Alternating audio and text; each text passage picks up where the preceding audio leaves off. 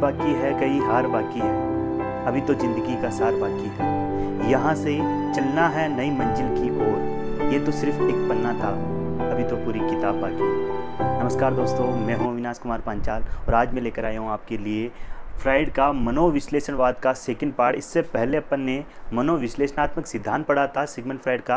अगर आपने वो सिद्धांत नहीं पढ़ा है तो प्लेलिस्ट में जाकर वो सिद्धांत जरूर पढ़िए। आज अपन पढ़ेंगे सिगमंड फ्राइड का मनोलैंगिक विकास का सिद्धांत। इससे पहले अपन ने सिगमंड फ्राइड की जीवनी के बारे में बात की थी, मन के प्रकारों के बारे में बात की थी, लिबिडो के बारे में बात की थी, नार्सिसिज्म के बारे में बात की थी, व्यक्तित्व के प्रकारों के बारे में बात की थी, शिशु कामुकता के बारे में बात की थी। और सिगमंड फ्राइड का जो नेक्स्ट सिद्धांत है मनोविश्लेषणात्मक जो संप्रदाय है उसी में से निकला हुआ मनोलैंगिक विकास का सिद्धांत। छोटा सा सिद्धांत है, 5 से 10 मिनट का। यहाँ से सीधे सीधे आपके एग्जाम में प्रश्न आ जाता है। ध्यान में रखना दोस्तों, सिगमंड फ्राइड ने मानव के विकास में सबसे महत्वपूर्ण भूमिका जो मानी है वो किसकी मानी है? काम प्रवृत्ति की। इसको काम प्रवृत्ति के लो, काम भावना के लो, काम चेतना के लो, जिसे सिगमंड फ्राइड ने जो शब्द दिया था वो शब्द है लिबिडो। यानी कि फ्राइड के अनुसार मानव के विकास में सबसे महत्वपूर्ण भूमिका किसकी होती है? लिबिडो की। सिगमंड फ्राइड कहता है, सिगमंड फ्राइड के अनुसार जन्म से बच्चे में काम प्रवृत्ति या काम चेतना या काम भावना पाई जाती है।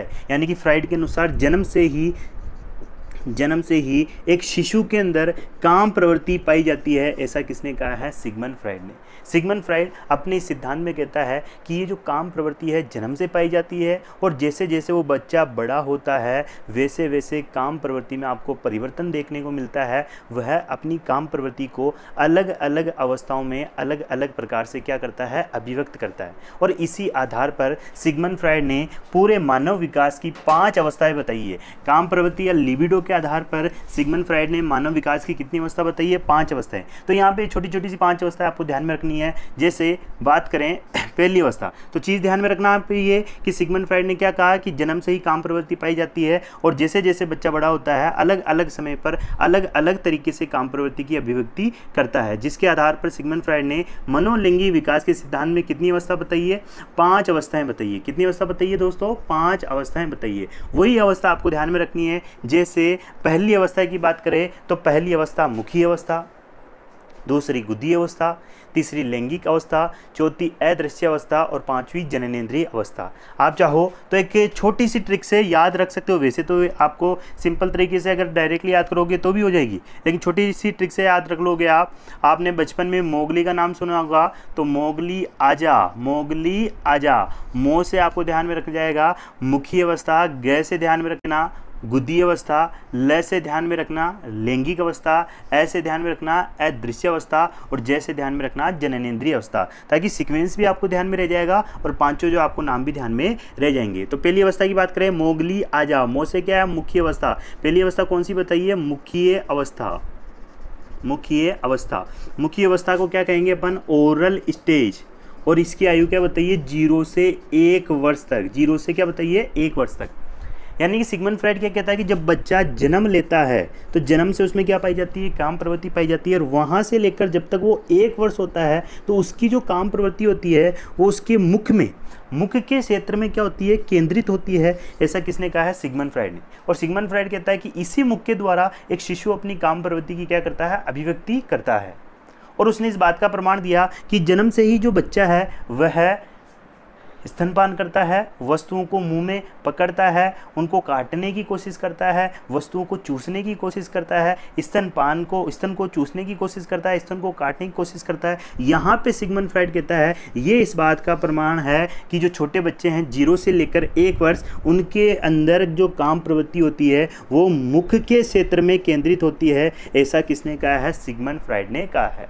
तो बस आपको इतना सा ध्यान में रखना, 0 से 1 वर्ष मुख्य अवस्था ओरल स्टेज। और फ्राइड के अनुसार इस अवस्था में काम प्रवृत्ति कहाँ पे होती है? मुख्य के क्षेत्र में होती है। बच्चे का जो है चूसना, निगलना, चाटना, स्तनपान करना, स्तन को काटना, ये इस बात का प्रमाण है कि छोटे से जो शिशु है उसमें मुख्य के क्षेत्र में काम प्रवृत्ति क्या होती है? केंद्रित होती है। ऐसा किसने कहा है? Sigmund Freud. मैंने नहीं कहा है, सिगमंड फ्राइड ने कहा। किसने कहा? सिगमंड फ्राइड ने। दूसरी अवस्था की बात करें तो दूसरी अवस्था कौन सी है? गुदीय अवस्था।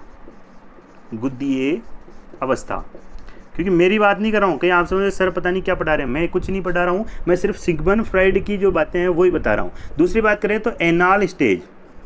एनाल स्टेज ये सुनने में अजीब लगती है, लेकिन उनके विचार थे। और आगे चलकर जो है सेक्सोलॉजिस्ट हुआ या आपके जो साइकोलॉजी हुआ या मेडिकल साइंस हुआ, इसके अंदर इन्हीं चीज़ों के ऊपर, इन्हीं बातों के ऊपर बहुत सारे सिद्धांत दिए गए हैं। दूसरी जो अवस्था बताइए सिगमंड फ्राइड ने, बुद्धि अवस्था, एनाल स्टेज, ये बताइए 1 से लेकर 3 वर्ष तक की। कहाँ तक बताइए दोस्तों? 1 से लेकर 3 वर्ष तक की बुद्धि अवस्था। यहाँ सिगमंड फ्राइड क्या कहता है कि जब शिशु 1 वर्ष से लगाकर 3 वर्ष के मध्य होता है तो यहाँ पे जो काम प्रवृत्ति होती है वो उसके गुदा क्षेत्र में केंद्रित हो जाती है। गुदा, पीठ से नीचे का जो क्षेत्र होता है, जैसे मान लो ये पाँव है, पाँव के ऊपर का जो क्षेत्र होता है और पीठ से नीचे का जो क्षेत्र होता है उसे अपन गुदा कहते हैं। तो यहाँ पे सिगमंड फ्राइड क्या कहता है, काम प्रवृत्ति गुदा क्षेत्र में क्या हो जाती है, केंद्रित हो जाती है। ऐसा किसने कहा है? सिगमंड फ्राइड ने। सिगमंड फ्राइड कहता है कि इस अवस्था में 1 से लेकर 3 वर्ष की अवस्था में बच्चा मलमूत्र त्याग करता है, मलमूत्र को रोकने की कोशिश करता है। त्याग करने में और रोकने में उसको क्या आता है? मज़ा आता है, उसको आनंद की अनुभूति होती है, आनंद की अनुभूति होती है। और इसी को उसने क्या कहा है? काम प्रवृत्ति कहा है। यानी कि यहाँ पे वो कहता है सिगमंड फ्राइड कि इस अवस्था में काम प्रवृत्ति गुदा क्षेत्र में जो है केंद्रित हो जाती है और बच्चा मलमूत्र को त्याग कर और मलमूत्र को रोक कर अपनी काम प्रवृत्ति की क्या करता है? अभिव्यक्ति करता है। ऐसा किसने कहा है? सिगमंड फ्राइड ने कहा है। किसने कहा है? सिगमंड। और सिगमंड फ्राइड क्या कहता है कि पहली अवस्था है उसमें बच्चा क्या करता है? स्तनपान करता है या स्तन को क्या करता है? काटता है।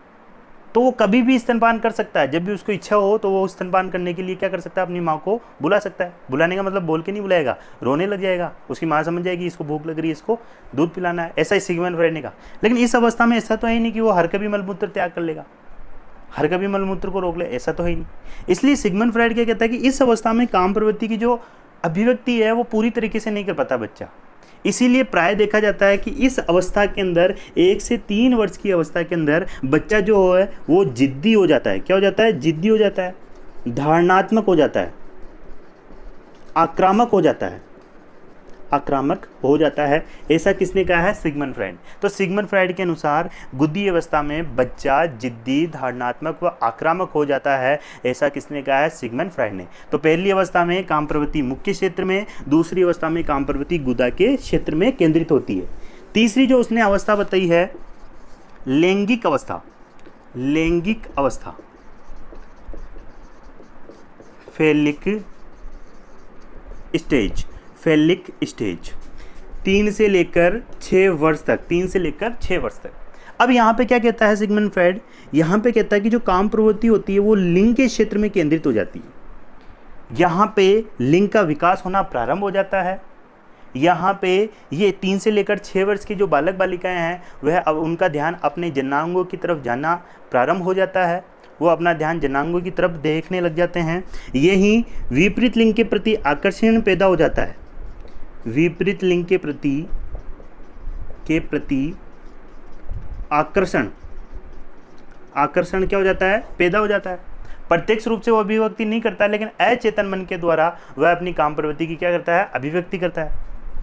इस अवस्था में ध्यान में रखना है, सिगमंड फ्राइड क्या कहता है? लैंगिक अवस्था में 2 प्रकार की ग्रंथियां विकसित हो जाती है। एक है ओडिपस ग्रंथि और एक है इलेक्ट्रा ग्रंथि, जिसका अपन ने पहले वाले वीडियो में बात किया था। ओडिपस ग्रंथि लड़कों में पाई जाती है, इलेक्ट्रा ग्रंथि लड़कियों में पाई जाती है। ओडिपस ग्रंथि के कारण लड़के अपनी माँ से प्रेम करते हैं, इलेक्ट्रा ग्रंथि के कारण बच्चियाँ, बालिकाएं जो है अपने पिता से क्या करती है? प्रेम करती हैं। ओडिपस ग्रंथि के कारण जो है लड़के जो होते हैं विपरीत लिंग के प्रति आकर्षित होते हैं और लड़कियां इलेक्ट्रा ग्रंथि के कारण विपरीत लिंग के प्रति क्या होते हैं? आकर्षित होते हैं। तो उसके अपन ने डिटेल में पढ़ लिया था पहले वाले वीडियो में। अगर वो वीडियो नहीं देखा हो तो जरूर वो वीडियो देखना। तो ओडिपस ग्रंथि इसको अपन और क्या कहते हैं? लड़कों में पाई जाती है तो पितृविरोधी ग्रंथि, और इलेक्ट्रा ग्रंथि लड़कियों में पाई जाती है तो मातृविरोधी ग्रंथि। यहाँ पे एक चीज़ ध्यान में रखना है, 2 तरीके से नाम पूछ लेता है। एक तो सीधा कह देता है पितृ ग्रंथि या मनोग्रंथि, और एक वो कह देता है पितृ विरोधी ग्रंथि, विरोधी ग्रंथि। ये शब्दों का खेल है। पितृ ग्रंथि कह देगा यानी कि ऐसी ग्रंथि जिसमें पिता का मोह हो, तो किसमें पाई जाएगी? लड़कियों में। पितृ विरोधी ऐसी ग्रंथि जिसमें पिता का वो क्या हो? विरोधी हो, किसमें पाया जाएगा? लड़कों में पाया जाएगा। तो पितृ ग्रंथि, पिता से मोह कौन रखता है? लड़कियां। तो लड़कियों में कौन सी? इलेक्ट्रा। इलेक्ट्रा ग्रंथि को अपन क्या कहेंगे? पितृ ग्रंथि कहेंगे। पितृ विरोधी ग्रंथि यानी कि पिता के विरोध में रहने वाला कौन रहेगा, लड़का रहेगा। लड़के में कौन सी होती है, ओडिपस ग्रंथि। तो पितृ विरोधी ग्रंथि किसको कहेंगे, ओडिपस को कहेंगे। ये आपको ध्यान में रखना है। तो सिगमंड फ्राइड क्या कहता है कि लैंगिक अवस्था में काम चेतना जो है, काम भावना जो है वह लिंग के क्षेत्र में केंद्रित हो जाती है, विपरीत लिंग के प्रति आकर्षण होने लग जाता है बच्चों के अंदर, ओडिपस व इलेक्ट्रा ग्रंथियां विकसित हो जाती है। ऐसा किसने कहा है, सिगमंड फ्राइड ने। तो आपको ध्यान में रखना है किस अवस्था में ओडिपस व इलेक्ट्रा ग्रंथियां विकसित होती है, तो लैंगिक अवस्था में ओडिपस व इलेक्ट्रा ग्रंथियां विकसित हो जाती है। ऐसा किसने कहा है, सिगमंड फ्राइड ने कहा है। किसने कहा है, सिगमंड फ्राइड ने। फिर चौथी जो अवस्था बताई उसने वो है अदृश्यावस्था, अदृश्यावस्था, अव्यक्तावस्था, प्रसुप्ति अवस्था, प्रसुप्ति अवस्था, या इसको अगर अपन इंग्लिश में बोले लेटेंसी स्टेज, लेटेंसी स्टेज। 7 से 12 वर्ष, 7 से 12 वर्ष तक। नाम से समझ में आ रहा होगा, अदृश्य अवस्था, प्रसूति अवस्था, या यूं के लीजिए लेटेंसी अवस्था। यानी कि यहाँ पे सिगमंड फ्राइड क्या कहता है, सिगमंड फ्राइड कहता है कि इस अवस्था में काम प्रवृत्ति शरीर के किसी भी अंग में विद्यमान नहीं रहती है, शून्य हो जाती है, शून्य समान हो जाती है। कौन सी अवस्था में, अदृश्य अवस्था में, अव्यक्त अवस्था में। और वैसे आप देखोगे 7 से 12 की जो अवस्था, इसको अपन क्या कहते हैं, बाल्यावस्था कहते हैं। बाल्यावस्था में आपने एक चीज़ नोटिस की होगी कि बालक बालिकाएं जो होती है वह बालक है तो बालकों के साथ खेलना पसंद करेगा, बालिकाएं हैं तो बालिकाओं के साथ खेलना पसंद करेगी ज़्यादातर, ठीक है। तो ये कौन सी अवस्था में, अदृश्य अवस्था में। तो सिगमंड फ्राइड क्या कहता है, सिगमंड फ्राइड कहता है कि इस अवस्था में काम प्रवृत्ति शरीर के किसी भी अंग में विद्यमान नहीं रहती है 7 से 12 वर्ष की अवस्था में, और इस अवस्था को नाम दिया गया है अदृश्य अवस्था यानी कि लेटेंसी स्टेज। और पांचवी और अंतिम जो अवस्था बताई है सिगमंड फ्राइड ने, पांचवी जो अंतिम अवस्था बताई है वो है जननेंद्रिय अवस्था, जननेंद्रिय अवस्था, जेनाइटल स्टेज। 12 वर्ष के पश्चात यानी कि सिगमंड फ्राइड कहता है कि इस अवस्था में आते आते लिंग का पूर्ण विकास हो जाता है। अब यहाँ पे जो काम प्रवृत्ति पूर्णतः लिंग पर आधारित हो जाती है, लिंग पर केंद्रित हो जाती है। यहाँ पे 3 प्रकार का आकर्षण विकसित हो जाता है, आत्मलिंगीय, विषम लिंगीय, समलिंगीय। इस प्रकार की काम भावना जो है विकसित हो जाती है। यहाँ पे जो काम भावना, काम चेतना जो है उसका जो मुख्यतः प्रयोग किया जाता है संतान उत्पत्ति हेतु किया जाता है। ऐसा किसने कहा है, सिगमंड फ्राइड ने। तो सिगमंड फ्राइड कहता है कि इस अवस्था में आते आते जो काम प्रवृत्ति है वो लिंग के क्षेत्र में पूर्णतः विकसित हो जाती है और लिंग का पूर्णतः विकास हो जाता है। यहाँ पे काम प्रवृत्ति का जो मुख्य उद्देश्य होता है वो होता है संतानोत्पत्ति, संतानोत्पत्ति। और यहाँ पे 3 प्रकार की जो है भावनाएं देखने को मिलती है, 3 प्रकार की जो है आपकी काम चेतना, काम भावना विकसित हो जाती है। ऐसा किसने कहा है, सिगमंड फ्राइड ने। और वो कौन सी है, आत्मलिंगीय, विषमलिंगीय और समलिंगीय, समलिंगीय।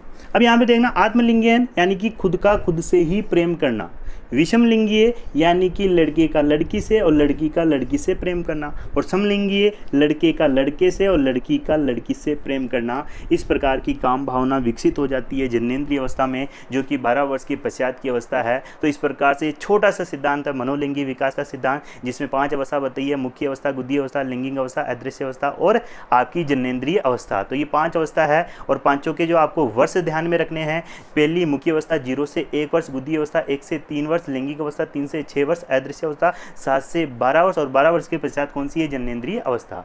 अब इसके आगे अपन जो वीडियो पढ़ेंगे, इसके आगे अगर अपन चर्चा करेंगे क्लास की, तो उसमें सिगमंड फ्राइड के द्वारा जो रक्षात्मक युक्तियां बताई गई है उसका अपन जिक्र करेंगे। इसके अलावा और भी कोई बातें हैं, छोटे मोटे जो फैक्ट है उसका अपन नेक्स्ट वीडियो में बात करते हैं। आशा करता हूँ कि ये वीडियो आपको समझ में आया होगा। तो ज़्यादा से ज़्यादा अपने दोस्तों के साथ शेयर कीजिए, वीडियो को लाइक कीजिए, चैनल को सब्सक्राइब जरूर कीजिए। धन्यवाद, थैंक यू।